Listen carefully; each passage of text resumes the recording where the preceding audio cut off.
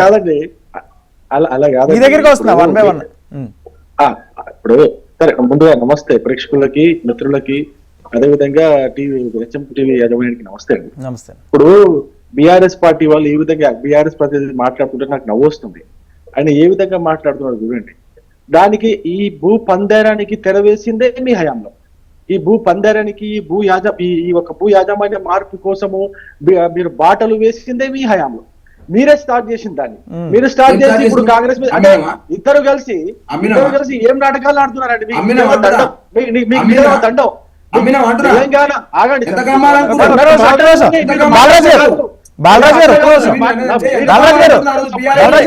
Market value ఒకవేళ 100 రూపాయలు ఉంటుంది 100కు, ఒకవేళ అంతకంటే ఎక్కువ 200కి అమ్మాలని బాలరాజు గారు ఒక్క నిమిషం ఆయన మాట్లాడనివ్వండి.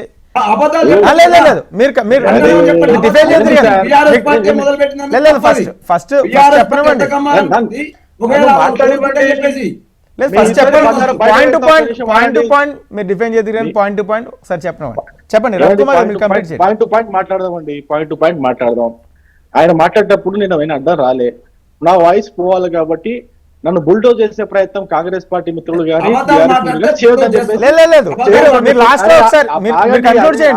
దేనికైనా సరే లాస్ట్ లో సార్ కంక్లూడ్ చేయండి. అబద్ధాలు మాట్లాడదంటే ఎట్లా నాకు అర్థం. అబద్ధాలు ఎందుకు మాట్లాడుతున్నాం మాకు తెలియదు. అబద్ధాలు మాట్లాడుతున్నాం అన్ని మీకే తెలుసా?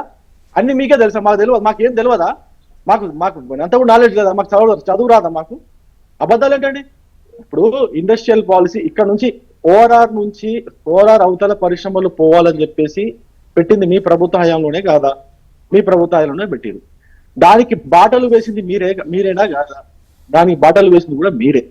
అప్పుడు మీరు ఓఆర్ఆర్ అవతల పోవాలని చెప్పేసి మీరు పెట్టిన విధంగా దానికి కారణంగానే ఇదంతా మొత్తం స్టార్ట్ అయింది. లేకపోతే ఎట్లా స్టార్ట్ అయ్యేది? నేను ఒక విషయం చెప్తానండి. 9,200 ఎకరాల భూములు ఉన్నాయి. మీరు ఓఆర్ఆర్ బయట పోవాలని చెప్పేసి వెయిటింగ్ పెట్టారు. పొల్యూషన్ ఎక్కువగా ఉన్న ఫ్యాక్టరీస్ ముందు పోవాలని చెప్పేసి మీరు ముందు పెట్టినారు.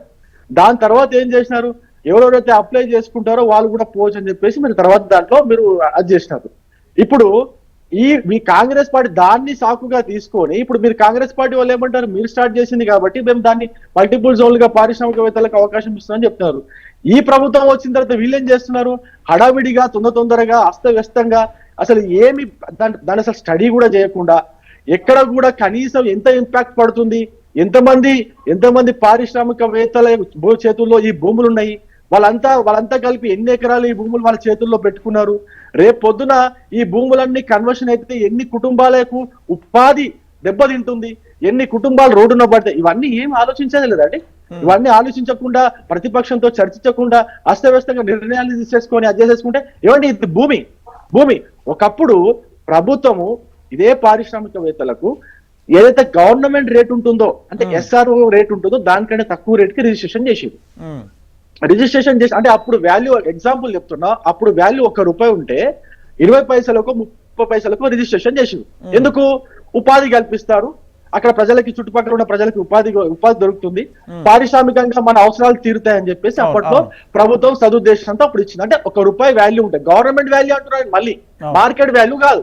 గవర్నమెంట్ వాల్యూ ₹1 ఉంటే 20 పైసలకు 30 పైసలకు రిజిస్ట్రేషన్ చేసిరు. దాని తర్వాత పరిశ్రమలు పెట్టినారు, పరిశ్రమలు నడిపించినారు, కొన్ని నడిచినాయి, కొన్ని నడవలేదు. అసలు ఉద్దేశం, అసలు ఆబ్జెక్టివ్ ఏదైతే ఉందో ఆ ఆబ్జెక్టివ్ ఎంతమంది పారిశ్రామికవేత్తలు అచీవ్ అయినారు అనేది లెక్కలేదు. ఎంతమంది పారిశ్రామికవేత్తలు కేవలం ఆ భూమి కోసమే కేవలం ఆ భూమిని తక్కువ రేట్లో పొందడానికే ఆ భూమిని రిజిస్ట్రేషన్ చేసుకున్నారో ఇంతవరకు ఎక్కడ కూడా వివరాలు లేవు. ఎన్ని ఎకరాలు సక్రమంగా అమలైతే ఇండియా ఇప్పుడు అవుతుంది కదండి. నేను అదే అంటున్నా. చూడండి, ఒక్కసారి ఆలోచించండి. తెలంగాణ ప్రజల్ని ఈ రెండు పార్టీలు ఏ విధంగా మోసం చేస్తున్నా ఒక్కసారి ఆలోచించండి. 20-30 సంవత్సరాల క్రితం కేటాయించిన భూమి నిజంగా ఆ ఇండస్ట్రీకి ఆ పర్పస్ కి ఎంత యూజ్ అయింది, ఆ పర్పస్ కి యూజ్ అవ్వకపోతే ఆ భూములను యాక్చువల్ గా రిటర్న్ తీసుకోవాలని చెప్పేసి అప్పుడు ఉన్నటువంటి పాలసీ కొత్తగా వచ్చినటువంటి ప్రభుత్వాలు ఏం చేస్తున్నారు? ఆ ప్రభుత్వాలని ఆ పారిశ్రామిక మేనేజ్ చేసుకుని దాన్ని అట్లనే ఏదో నడిపిస్తున్నట్టుగా, ఏదో లాస్ లో ఉన్నట్టుగా దాన్ని నడిపిస్తున్నట్టుగా చూపించుకుంటూ దాన్ని అదే విధంగా వస్తా ఉన్నారు. బీఆర్ఎస్ హయాంలో వచ్చిన తర్వాత ఏదో కొన్ని కారణాలు చెప్తూ ఆ భూములన్నింటినీ కూడా కన్వర్షన్ చేసుకునే పని పెట్టుకున్నారు. దాంట్లో లింక్ ఏం పెట్టారంటే ఓఆర్ఆర్ అవతల పోవాలా, ఇక్కడంతా కూడా మనకు రెసిడెన్షియల్ జోన్సే ఉండాలా, ఇక్కడ పొల్యూషన్ కారకమైనట్టు ఉండొద్దని చెప్పేసి ఏదో కారణాలు చెప్పి అవతలు పెట్టుకున్నారు. పోనీ వీళ్ళైనా బీఆర్ఎస్ హయాంలోనైనా అసలు ఇండస్ట్రియల్ పర్పస్ ఏదైతే ఉందో, గవర్నమెంట్ ఆబ్జెక్టివ్ ఏదైతే ఉండిందో దాని ప్రకారం వీళ్ళందరూ కూడా వాడుతున్నారా లేదా అని చెప్పేసి ఎప్పుడన్నా వీళ్ళన్నా ఎంక్వైరీ చేసిరా? వీళ్ళన్నా ఎప్పుడన్నా దానికి సంబంధించిన ఏమైనా స్టడీ చేసిరా? వీళ్ళు చేయట్లేదు. వీళ్ళు కూడా చేయకుండా వీళ్ళు ఏం చేశారు, కేవలం పారిశ్రామికవేత్తలకు ఆ డబ్బులు ఉన్న వాళ్ళకి కొమ్ము కాసి వాళ్ళ దగ్గర నుంచి పార్టీకి కావాల్సిన అవసరాలు తీర్చుకొని వాళ్ళకు కావాల్సినట్టుగా విధానాలు వీళ్ళు కూడా రూపొందించారు. ఎవరు? బీఆర్ఎస్ వాళ్ళు కూడా రూపొందించారు.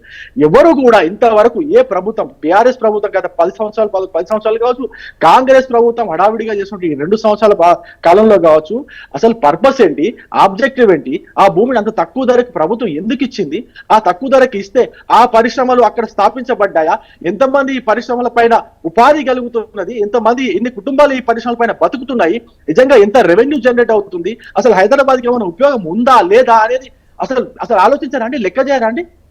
ఇచ్చేద్దామా? అంత పుణ్యానికి ఇచ్చేద్దాం, ఇంకా పుట్నాలు బఠానీలు పంచినట్టు ఇచ్చేద్దాం, ఇంకా వాళ్ళకి ఇచ్చేద్దాం, వాళ్ళ దగ్గర మనకు కావాల్సిన డబ్బు తీసుకుందాం.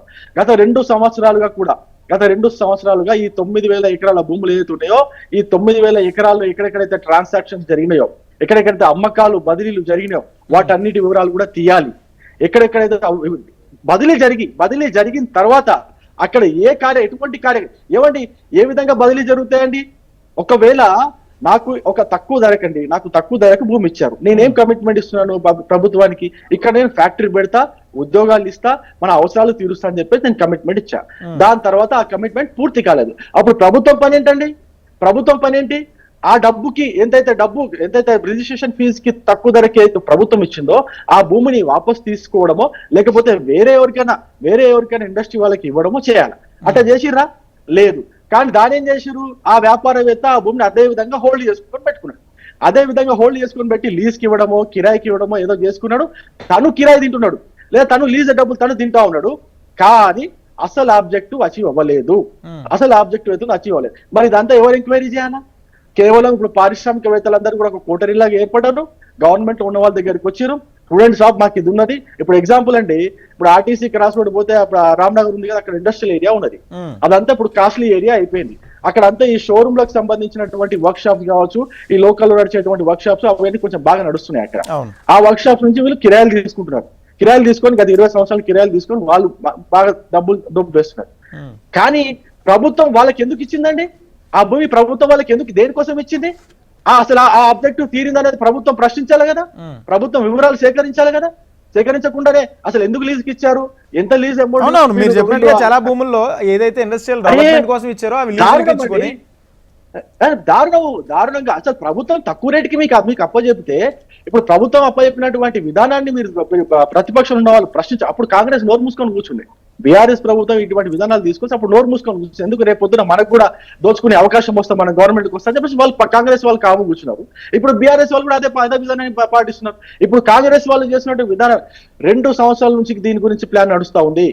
నేను భారతీయ జనతా పార్టీ తరఫున మేము ఒక్కటే డిమాండ్ చేస్తున్నాం, ఈ 9,200 ఎకరాల్లో గత 2 సంవత్సరాల్లో జరిగినట్టు, గత 2 సంవత్సరాలు కావచ్చు, అంతకుముందు ఇంకొక 2 సంవత్సరాల ముందు నుంచి జరిగినటువంటి ట్రాన్సాక్షన్స్ అన్నిటిని కూడా, అమ్మకాలు కావచ్చు, లీజులు కావచ్చు, బదిలీలు కావచ్చు, ఇవన్నీ కూడా బయట పెట్టి అంతకుముందు భూమి కేటాయించినప్పటి నుంచి ఇప్పటి వరకు అసలు ఎంతమంది పరిశ్రమలు ఏర్పాటు చేశారు, ఎంతమందికి ఉపాధి ఇచ్చారు, ఎన్ని పరిశ్రమలు మూతపడ్డ పరిశ్రమల భూములు రిటర్న్ తీసుకోరండి, వాళ్ళకే ఇస్తారా?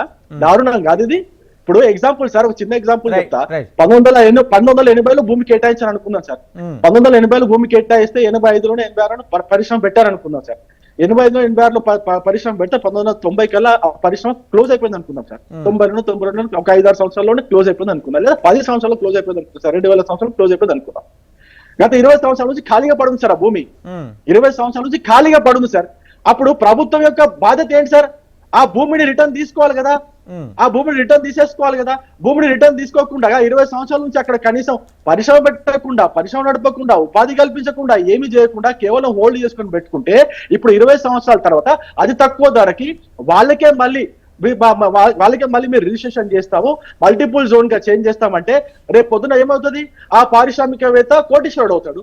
ఒక ఎకరం భూమిలో ఒక 10 అంతస్తుల బిల్డింగ్ కడితే దాదాపు 200-300 కోట్ల రూపాయల ఆదాయం వస్తుంది. ఆయనకి 200-300 కోట్ల రూపాయల ఆదాయం వస్తుంది సార్. 200-300 కోట్ల రూపాయలు ఆదాయం వస్తుంది. దీంట్లో ఎన్ని వందల కోట్ల రూపాయలు అధికార పార్టీకి చేతులు మారితే ఒక్కసారి ఆలోచించండి సార్, మీరు ఒక్కసారి ఆలోచించండి. ఇది దారుణమైన విషయం. ఒక చిన్న ఎగ్జాంపుల్ చెప్పిన మీకు, ఒక ఎకరం స్థలంలో 200-300 కోట్ల రూపాయలు ఒక 10 అంతస్తుల భవనం వస్తే చేతులు మారుతాయి. ఆ 20 సంవత్సరాల నుంచి ఖాళీగా ఉన్న భూమి ఎందుకు మీరు మారుస్తున్నారు?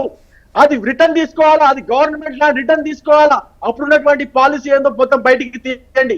బయటికి తీసి 20 సంవత్సరాల నుంచి అక్కడ ఎటువంటి పారిశ్రామిక సంబంధించినటువంటి ఉపాధి కల్పించినటువంటి ఆ భూమిని మీరు ఎందుకు రిటర్న్ తీసుకోరు? అరే సార్, ఒక చిన్న ఎగ్జాంపుల్ చెప్తాను సార్. ఇక్కడ మా ఇక్కడ కల్పతరు అని చెప్పేసి ఒక రెసిడెన్షియల్ కాంప్లెక్స్ నడుస్తా ఉన్నది. ముసాపేట రైల్వే ట్రాక్ కింద ఉంటది కరెక్ట్ గా. ఎవడు సార్, ఎవడు వాడంతా ఎకరాల భూములు, ఒక్కొక్కడికి 6 ఎకరాలు 7 ఎకరాల భూమి ఉంది ఇక్కడ ముసాపేట భరత్ నగర్ బ్రిడ్జ్ కింద. 6-7 ఎకరాల భూమి ఉన్నది. ఎవరి హయాంలో జరిగింది? ఎవరి హయాంలో అది రెసిడెన్షియల్ జోన్ గా మీరు చేతులు మారింది ఆ భూమి. ఆ భూమి మారిన తర్వాత ఇప్పుడు పెద్ద పెద్ద కాంప్లెక్స్ అయినాయి. బీఆర్ఎస్ హయాంలో జరగలేదా సార్ ఇది? బీఆర్ఎస్ హయాంలో కట్టలేదు ఆ బిల్డింగ్ లో? ఏం మాట్లాడతారు? బాలరాజు యాదవ్ గారు వచ్చేసి అది మేమేం చేస్తాం ఇక్కడ కల్పతరుకు రండి, అక్కడ ఉన్న సార్ మీరు చెప్పిన పాయింట్. ఆ భూములని సార్, ఆ భూములన్నీ అప్పుడు తక్కువ ధరకి సార్, రూపాయి వాల్యూ అప్పట్లో ఎంత దారుణం సార్.